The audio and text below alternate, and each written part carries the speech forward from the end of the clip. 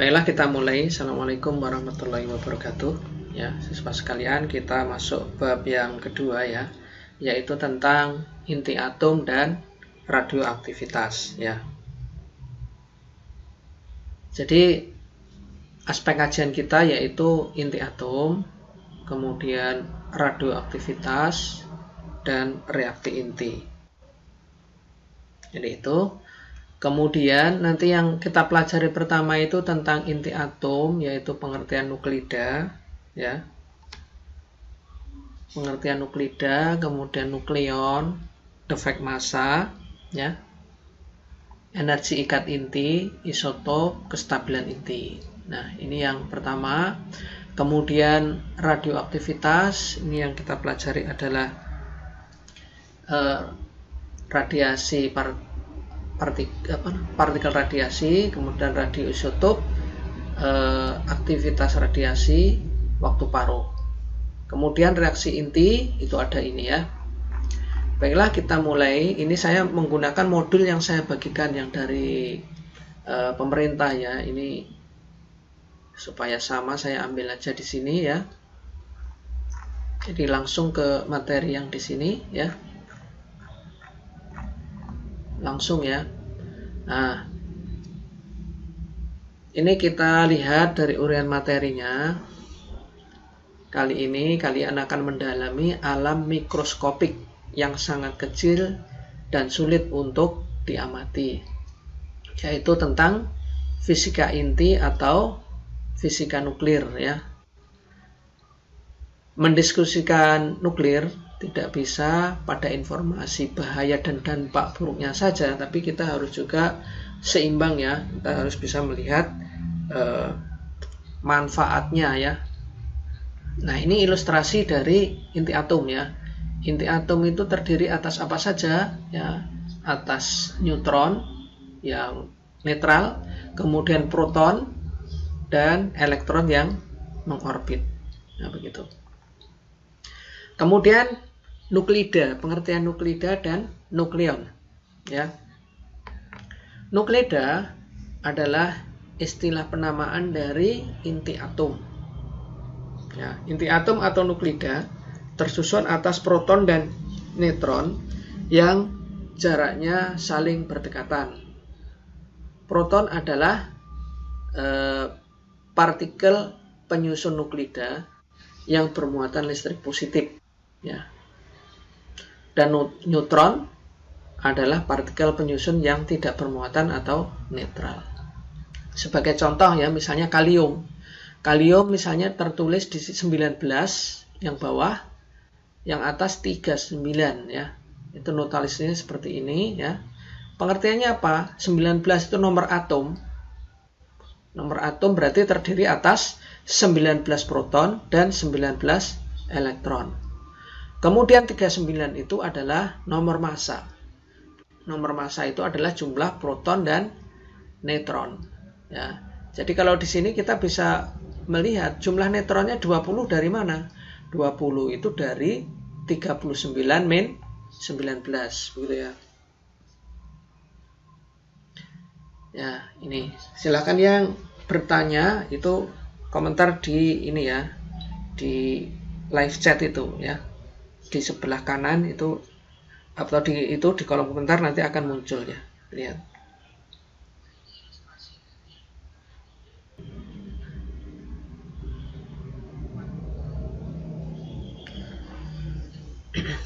Baiklah, kita lanjutkan ya. Jadi seperti ini, misalkan ada sebuah nuklida yang dituliskan dengan notasi X yang bawah Z yang atas A.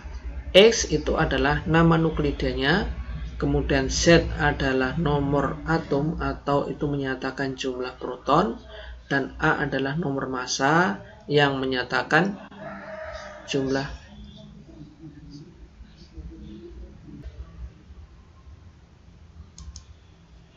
berikutnya ya. Ini contohnya tadi adalah kalium ya. Sudah jelas ya. Jadi satu unsur namanya kalium itu bisa juga memiliki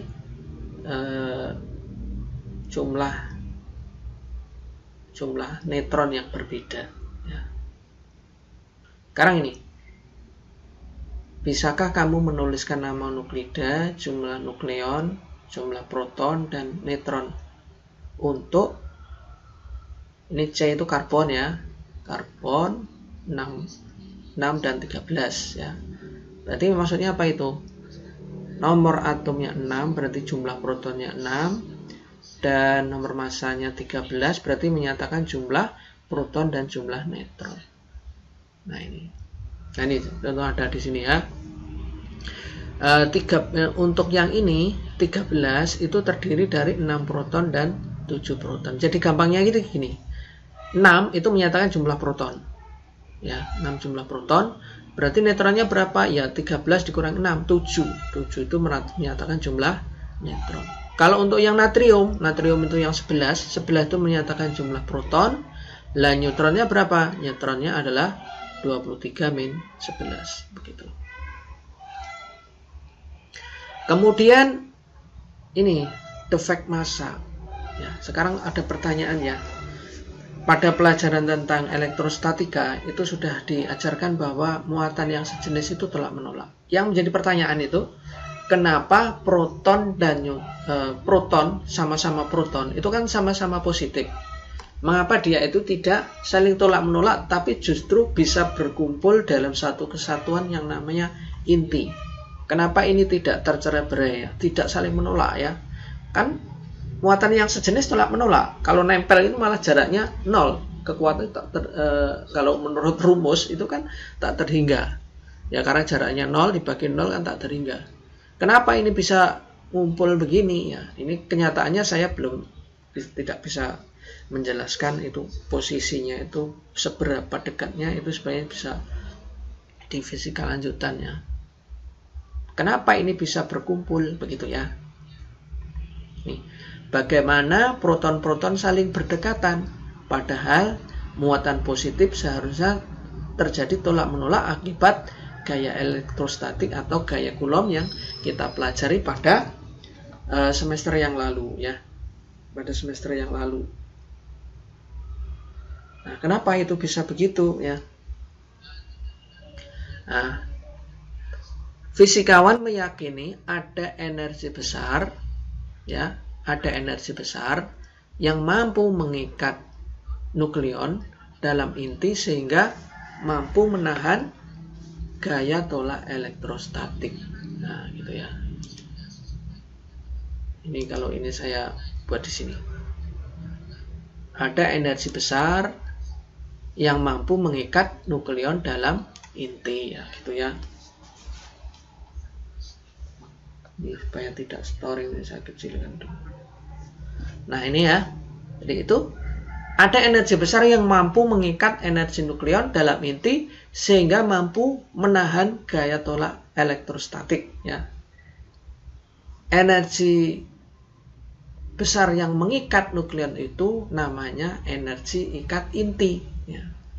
Pertanyaan selanjutnya, dari mana energi itu berasal? Nah ini yang saya garis bawahi.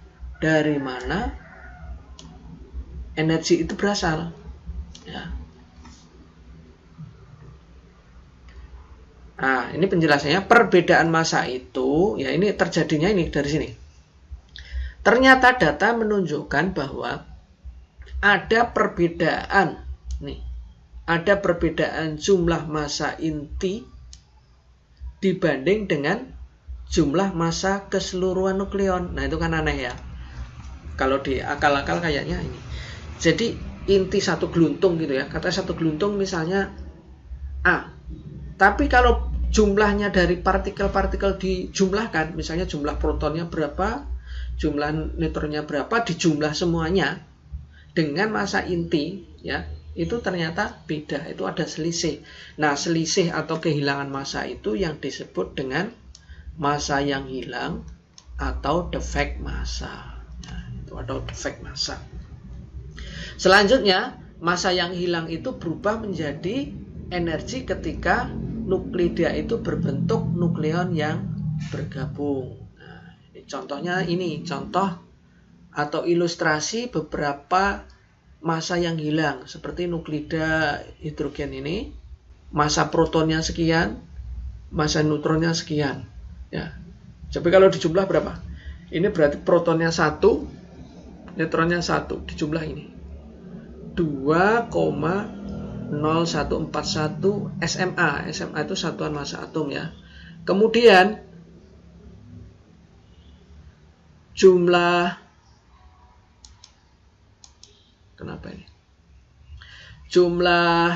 massa nukleonnya 2,0161. Nah, terjadi selisihnya ya.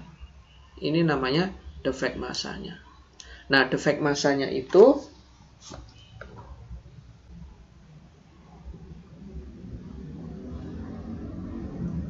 ada kendala jaringan apa ini ya?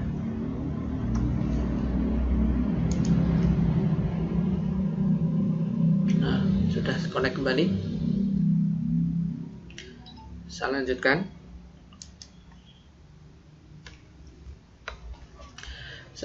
Ya. Jadi ini cara menghitungnya. Defect massa adalah Z itu berarti nomor atom atau yang bawah, dikalikan massa proton ditambah amin Z itu yang di 2 dikurangi 1. Kalau untuk contoh ini berarti ya 1 ya. Ini jumlah neutron dikalikan massa neutron dikurangi massa nuklida. Selisihnya ini defect massa. Nah, kita akan dapatkan defect massanya misalnya sekian, 0,0024 SMA ya. Nah, energinya berapa? Dengan menggunakan persamaan Michael-Einstein yang dipelajari pada materi tentang relativitas, bahwa E itu sama dengan mc kuadrat. Jadi kalau masanya itu adalah delta M ya, E sama dengan delta M dikalikan C kuadrat. Itu kalau semua berubah menjadi energi, dikalikan kesetaraannya itu adalah 931 mega elektron volt ya. Jadi sekian dikalikan energi yang diperlukan untuk 1 elektron pada tegangan 1 volt. Ya, sebenarnya nilai kecil sekali itu ya.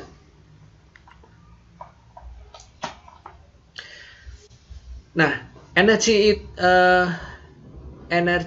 ikat intinya untuk isotop karbon tadi itu adalah 8,379 mega elektron volt. Nah, inilah yang digunakan untuk mengikat intinya itu.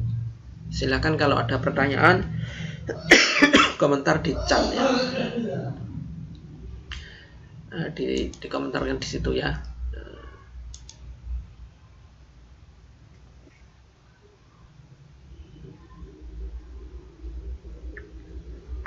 Ya, selanjutnya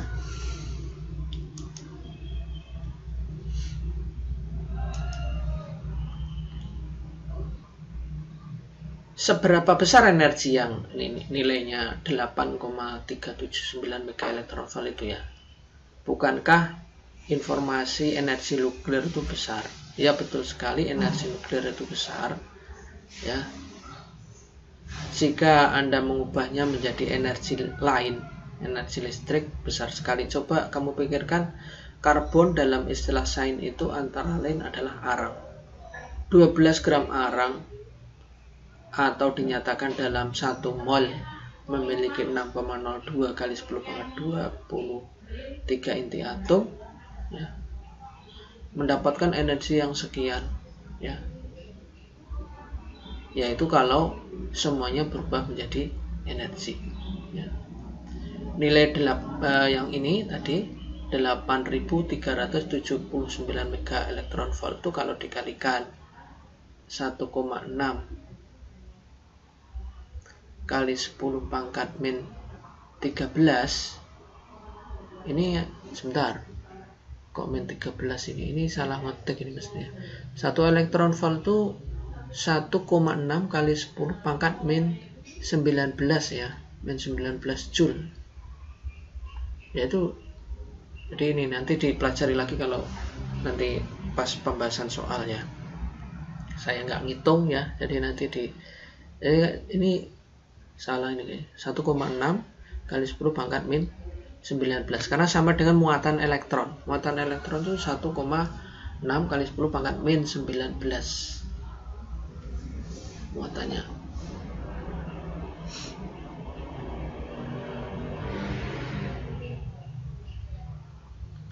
Kemudian berikutnya adalah istilah untuk isotop ya.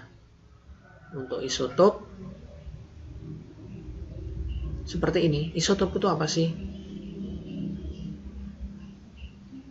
Beberapa nuklida memiliki nukleon berbeda seperti nuklida karbon. Contohnya ini ya. Ini sama-sama karbon, sama-sama memiliki nomor atom 6 ya, atau memiliki jumlah proton yang sama, tapi jumlah neutronnya berbeda. Yang ini 12 dikurangi 6 itu ada 6 neutron. Ini berarti ada 7 neutron. Nah, ini 6. Ada lagi yang ini. Ini ada 8 neutron. Ini artinya walaupun sama-sama karbon, jumlah neutron di dalam intinya beda-beda. Nah, itu nanti membuat karakteristiknya berbeda-beda. Jadi ada atom yang stabil, ada yang tidak stabil. Yang tidak stabil itu nanti disebut sebagai unsur radioaktif, ya, memancarkan sinar-sinar radioaktif. Untuk tahunya di mana? Kita bisa lihat dari grafik atau pita kestabilan inti. Nah, ini perbedaannya di mana? Tadi sudah saya jelaskan. Nuklida dengan nukleon lebih banyak memiliki lebih banyak neutron. Ya. Makin banyak nukleon, makin besar ukuran fluida. Hal ini akan melewati jangkauan gaya ikat inti yang dihasilkan energi ikat inti. Akibatnya mudah goyah dan kemungkinan ada sebagian proton dan neutron yang lepas dari ikatan inti. Nah, ini penting semua ini, makanya saya stabilo ya. Keadaan ini menjadikan isotop dengan nukleon lebih banyak cenderung bersifat tidak stabil ya. Yang tidak stabil itu nanti disebut sebagai unsur radioaktif. Sedang ini penjelasannya, isotop dengan nukleon relatif sedikit cenderung stabil. Ini karena apa? Karena untuk yang dicontohkan itu adalah atom dengan nomor atom-atom yang ringan ya. Atom-atom yang ringan itu yang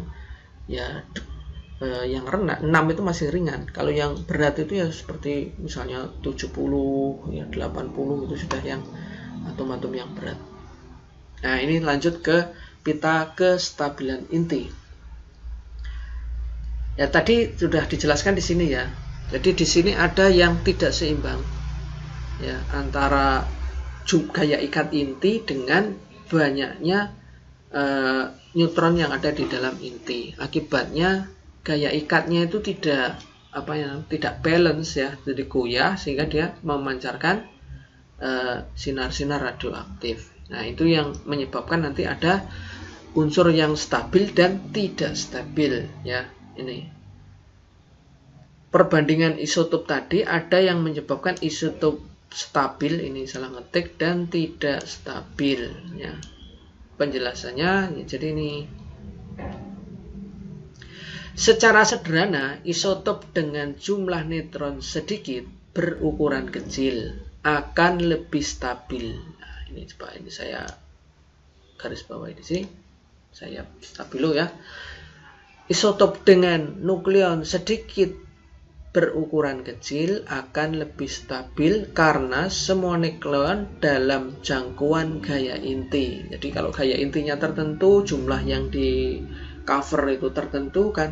Katakanlah kita punya satu wadah nasi untuk 4 orang, bisa mencukupi. Tapi kalau yang ada itu ada 8 orang, nasinya tidak cukup. Ya, karena tidak cukup, nanti ada yang keluar pergi ke warung gitu, kira-kira begitu ya ilustrasinya. Isotop dengan nukleon yang banyak atau nukleon berat memiliki ukuran besar dengan kemungkinan memiliki jangkauan gaya inti ya, melampaui, jadi akhirnya melampaui ya. Oleh karena itu disimpulkan bahwa inti ringan cenderung stabil, sedangkan inti berat cenderung tidak stabil. Nah, ini coba diperhatikan. Inti yang ringan cenderung stabil, sedangkan inti yang berat cenderung tidak stabil. Nah, ini. Nah, begitu ya. Ini diambil, coba lihat di grafiknya. Teori tentang kestabilan dan visual grafik itu dapat dilihat di buku Giancoli. Ya, saya ada buku Giancoli. Nanti saya tunjukkan. Grafiknya seperti ini ya. Nah, grafiknya ini sebenarnya agak melengkung gitu ya. Ini tidak seperti ini nih. Ini untuk ini N sama dengan Z ya. Ini benar ini N sama dengan Z. Pita kestabilan intinya itu melengkung. Ini tidak digambar di sini ya. Apa ini, Pak? Ini apa ini? Oh, ini bintang. Nanti kita lihat mungkin di bawah ada. Oh, nggak ada. Nah, mungkin itu yang penjelasannya ya. Sekarang berdasarkan kesimpulan ya, ini kesimpulannya di sini. Saya screenshot yang di sini. Saya copy, kemudian saya pindahkan di sini. Nah, itu.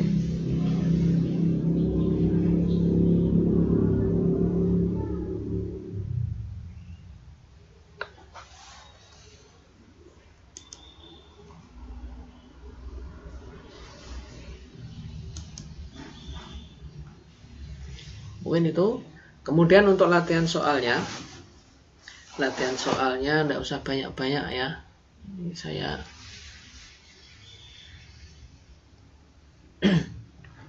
saya ambilkan ini yang ini aja. Ini saya kirim lewat WA ya. Bagi mungkin tidak semua bisa lihat streaming ya.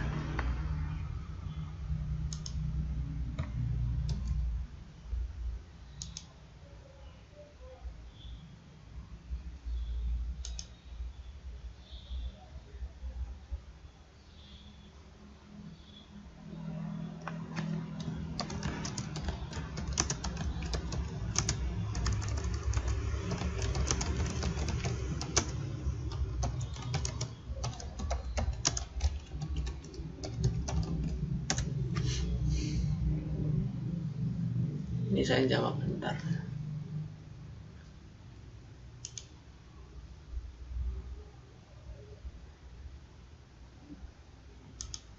Nah, ini coba pertanyaannya ya. Tuliskan dua perbedaan antara nuklida dan nukleon. Yang kedua, tuliskan nama nuklida seperti ini ya.